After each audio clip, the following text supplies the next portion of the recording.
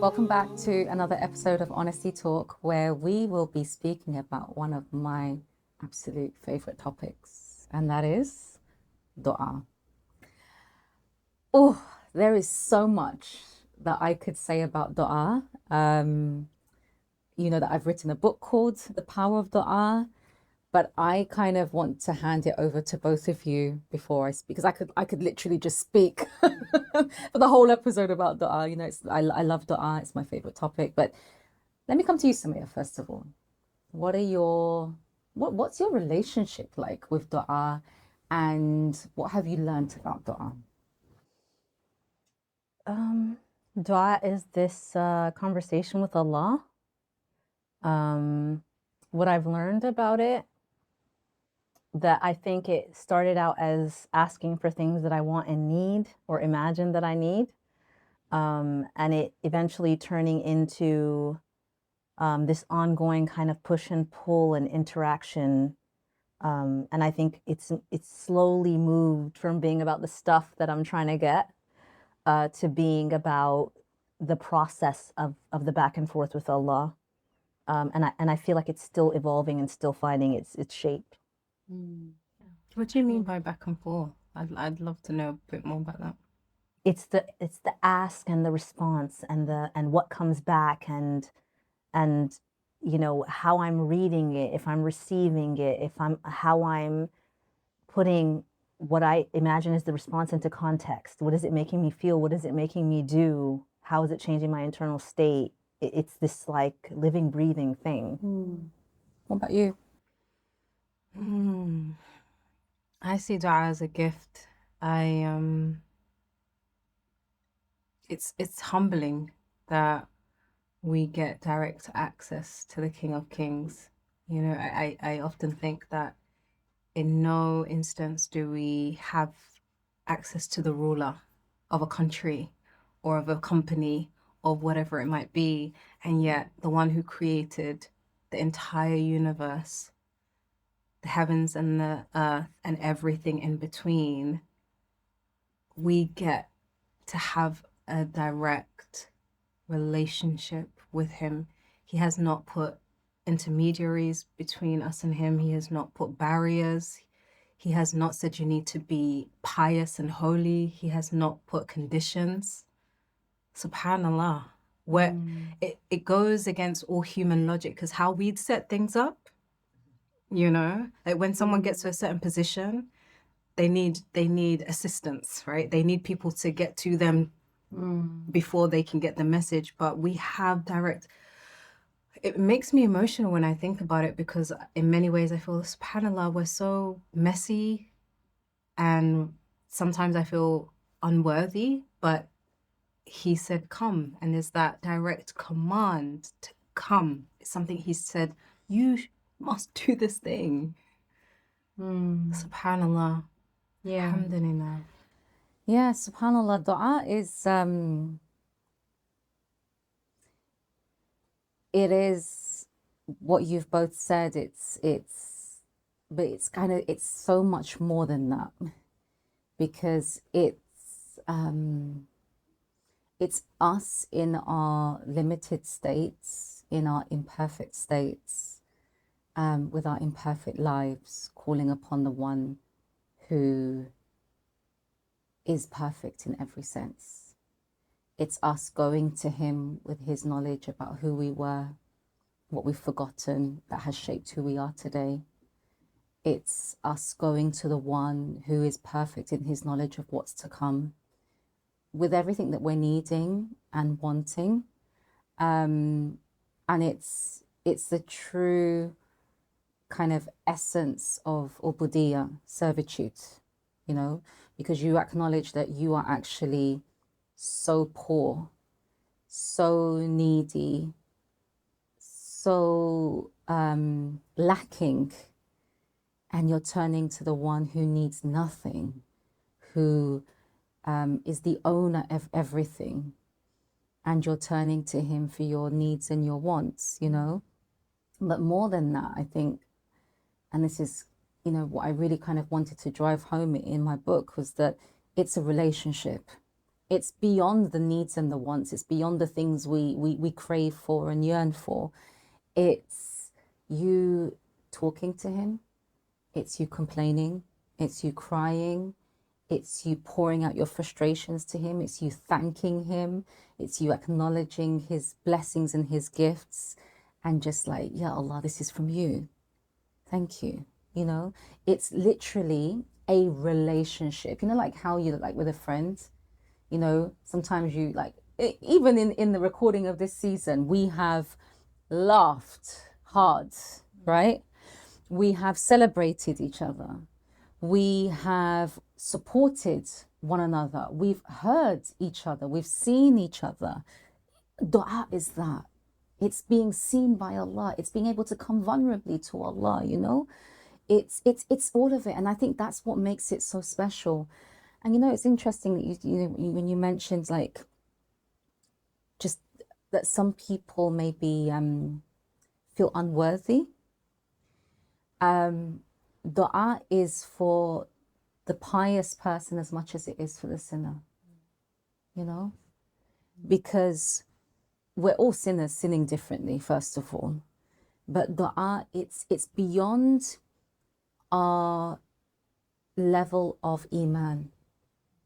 It's for all of us. It's unconditional. It is, and it's life transforming, because when you realize who you are making dua to, that's where the power of dua comes in, because it just changes the way you live, because you're acknowledging, this is al-mujib, this is the one who responds to the call, you know, this is ar-razaq, the one who gives. This is al-latif, the one who, you know, he provides in the most subtle of ways, you know. Al-Aziz, the most, and so actually communicating with him, especially by calling upon his names, makes us aware in our everyday moments of who he is and how he interacts with us, even outside of dua. I love how you use, I know it's not the first time I've heard it from you, but I love how you use the word interact, because it's an active relationship with him, right? It's not one way. That interact feels so intimate. It is. We get to have, my crying man, we get to have, We haven't had tears yet. we just get to have, I'm feeling tender today, but yeah, it's beautiful. It's and again, it's that thing of where we are, who we are compared to Allah. And like you were saying, it's beyond the thing. It's beyond what we're asking for. And I think dua, developing our relationship with Allah via dua. So we've got different ways to develop our relationship with Allah, through the salah, through Quran, through fasting. But then we've got dua as a way to develop our relationship with him. And that is from this yearning, not for the thing, but for him. And I remember someone once made a dua for me, and they said, may Allah give you him. And I thought, what? Like that, I had to sit with that, because I didn't know what they meant by that.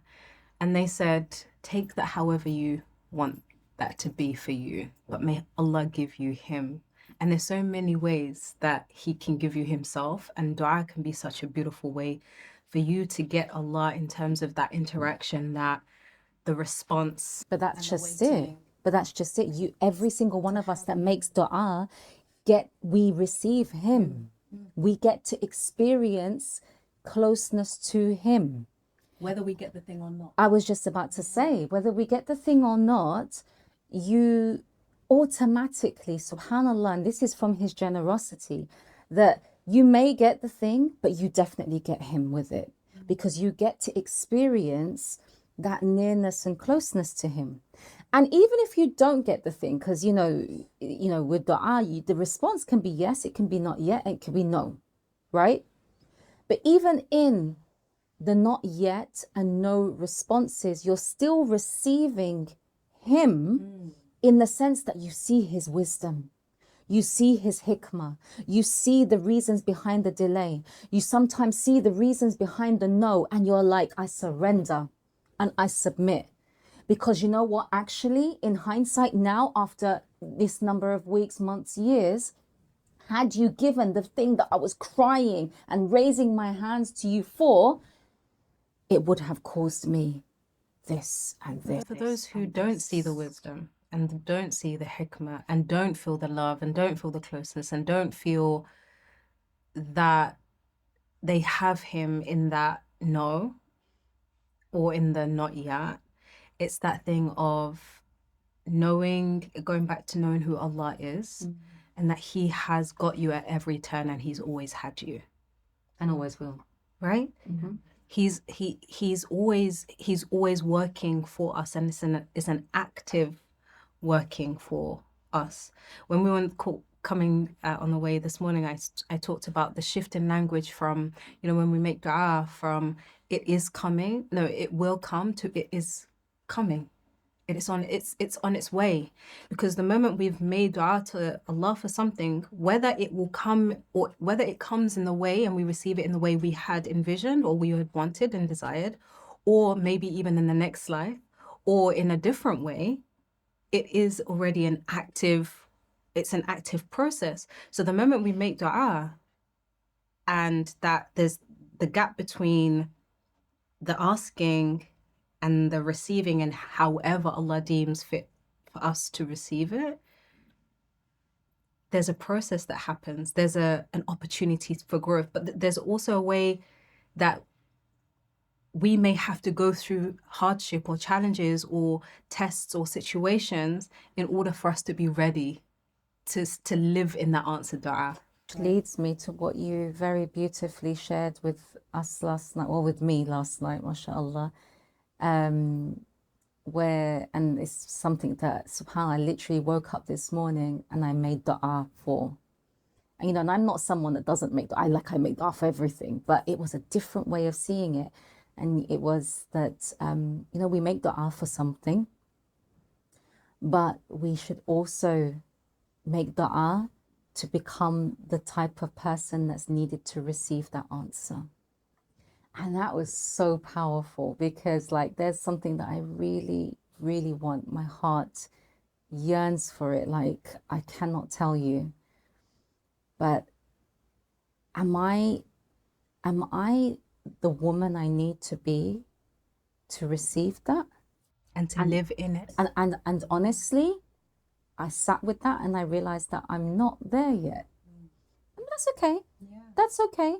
But Allah, whilst I'm waiting for the response, allow me to be the type of woman and servant and slave of you, so that once you give that to me, there's the hope that I am grateful to you and that I'm in the right place to receive it and to respond to it with active gratitude. And even if you don't give it to me, then because I've made that dua, I'm already better as an individual.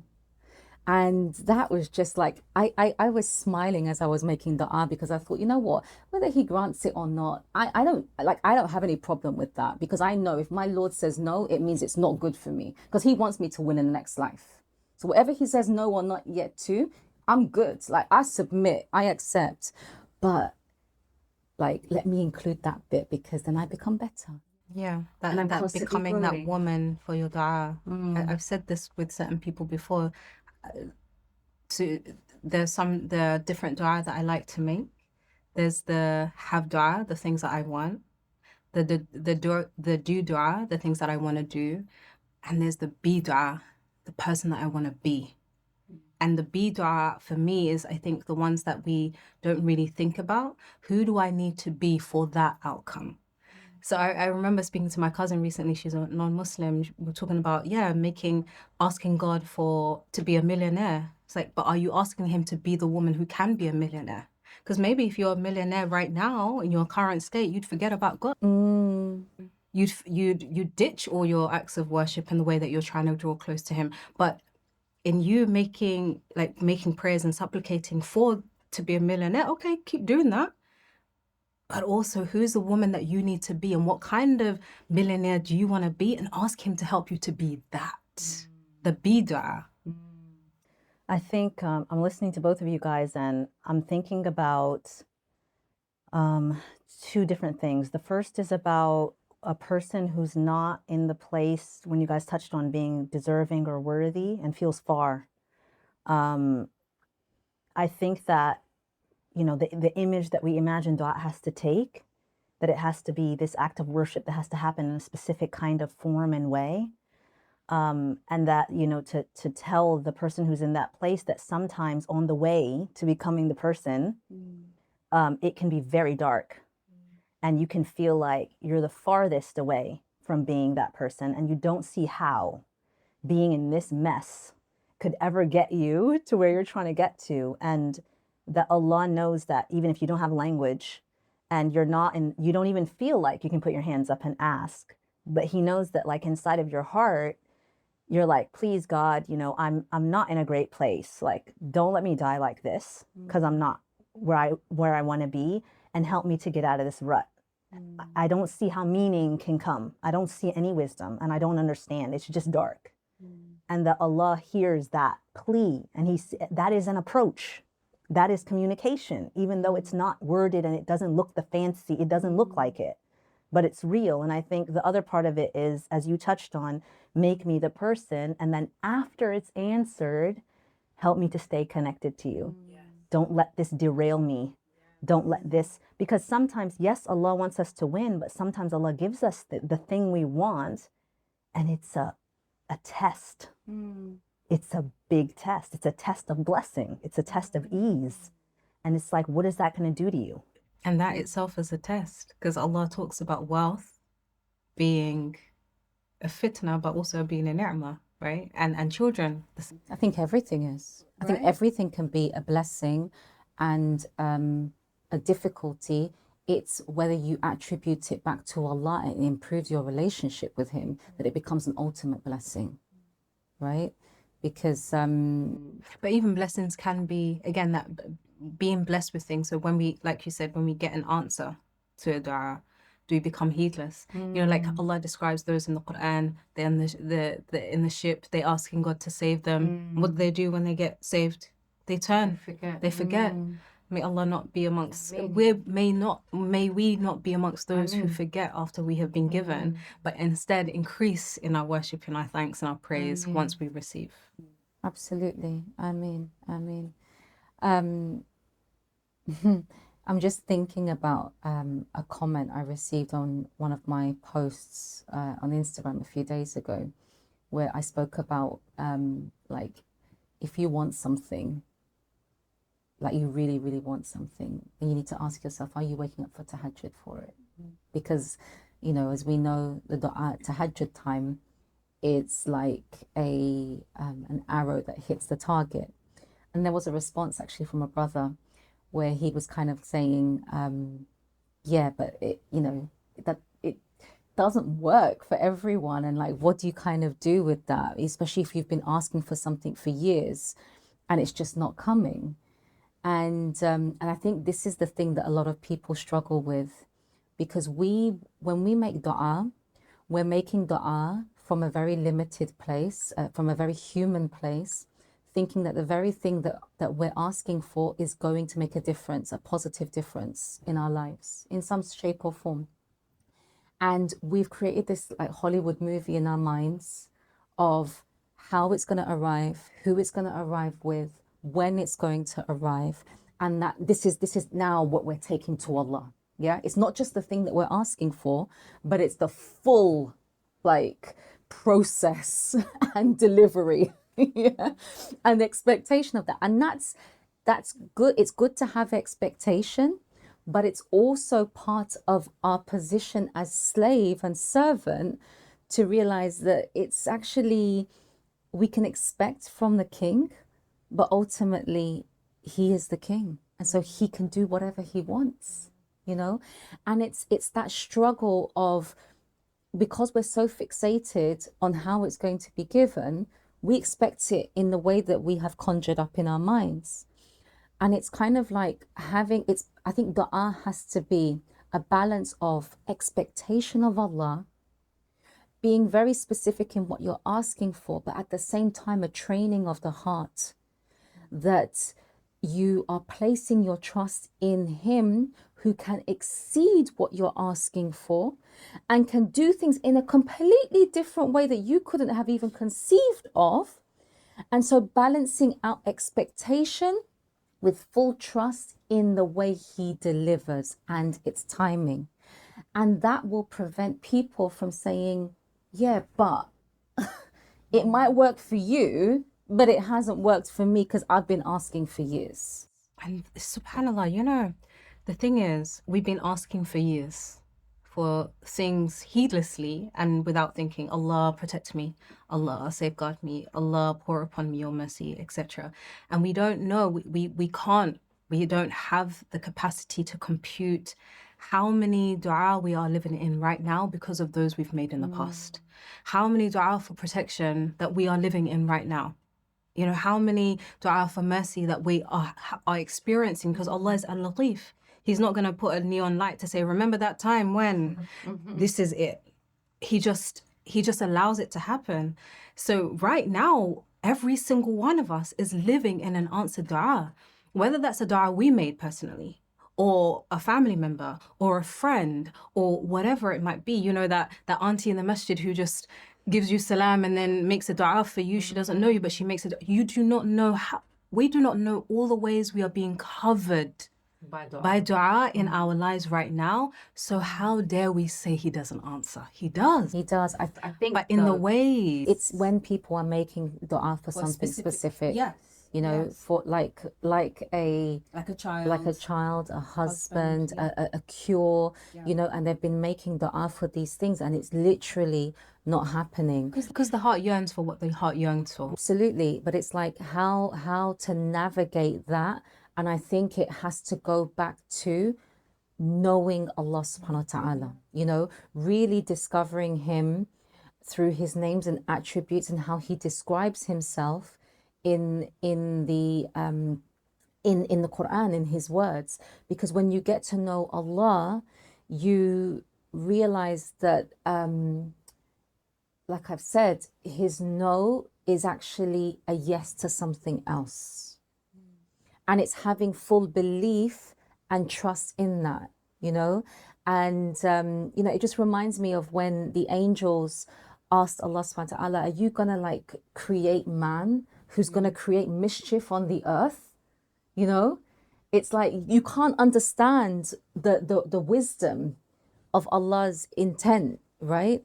But subhanallah, there are certain things that we may not even see in this life, but our position is to remember who we are. We are His servants, and part of that is to know that we will never fully understand His reasons, but we know Him to be a Lord who is Ar-Rahman Ar-Rahim, who is compassionate, who is loving, who is giving, who wants to give us a chance to go to His Jannah. So it's not to know the reasons, but It's not to know Him. That's right, absolutely. Because I think we crave. We're human beings that are curious. We want to understand. But there are certain things that we may never understand. We may in the dunya be like, oh my gosh, that's why. But then maybe we may not be able to understand the reasons, but then we go back to who He is, and that settles the heart. He knows us intimately. Yeah. He knows what's coming. He knows what's come before, and He knows how He's arranging our affairs. Absolutely. In the midst of that, even just the thought that, again, that active participation in our lives. You know, he's not just an onlooker and a bystander. He's an active participator in our lives, and that He's arranging, putting things into place, bringing people in, taking people away, bringing a test, because you need that in order to be able to get there. A really simple, mundane example. I was going to visit a friend recently, and I wanted to pick up a Nigerian dessert. It's not a dessert, puff puff, right? And we went to this place on the way, and the guy said, "Oh, we don't have any puff puff, but we have chin chin, which is another dessert. It's not a dessert, but it's a snack." So I said, "Okay, khalas, I'll take what you have." He gave me the thing. I went into the car. My youngest was like, "Oh, we don't have any puff puff." Went to my friend's house. What did she make for us? And I had to say to her, "Do you see? Allah said no to it there because the yes was waiting for us." She was like, "Oh," that moment of wow. And how many times Allah is saying no, not yet, because the yes is waiting, it's coming. We don't know in our limited, of course, our limited capacity, but it's that surrender. Because I said to her, "Okay." Allah said, "We're not. Well, there's no puff puff, so let's just roll with the chin chin." Yeah. But she was like, There's no puff puff. Meme that. Subhanallah, but what a lesson. For me, it was a lesson in dua, but also how Allah arranges our affairs. Beautifully and perfectly, subhanallah, absolutely. We've got 5 minutes left. Sumayah, final thoughts on dua?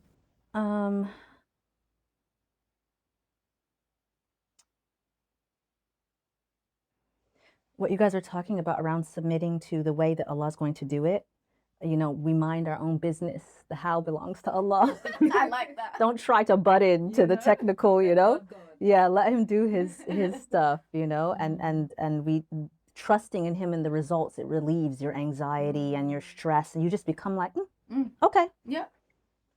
Okay. I'm not gonna fight. Yep. I agree. That's so comforting as well that you've released it to the best hands. Absolutely. Your final thoughts? That's it. That's it? Okay. So the rest of the time is for me? I would say, final thoughts on dua.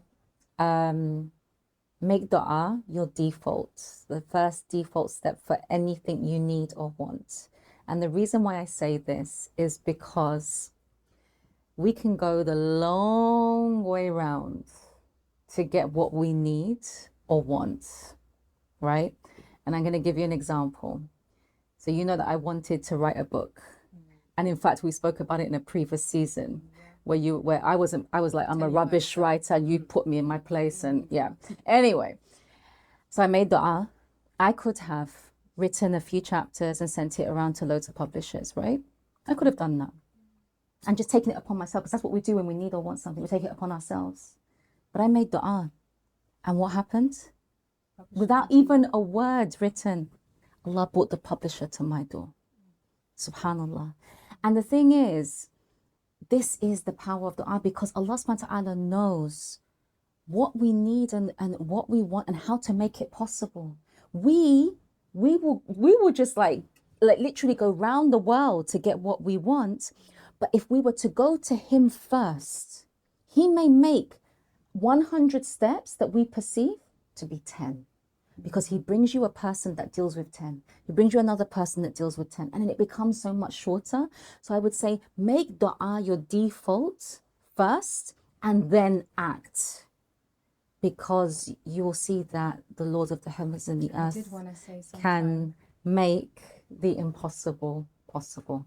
Final thing before we wrap up. I just wanted to say sometimes also we focus on a means and think that it's the means. And sometimes ask Allah for the outcome like you did and leave the how to him. Absolutely. Every time. Jazakallah khair. We ask Allah subhanahu wa ta'ala to make you fall in love with dua. Ameen. And we look forward to speaking with you again at another episode, inshallah, of Honesty Talk. A lot of people are lonely. Friendship, it's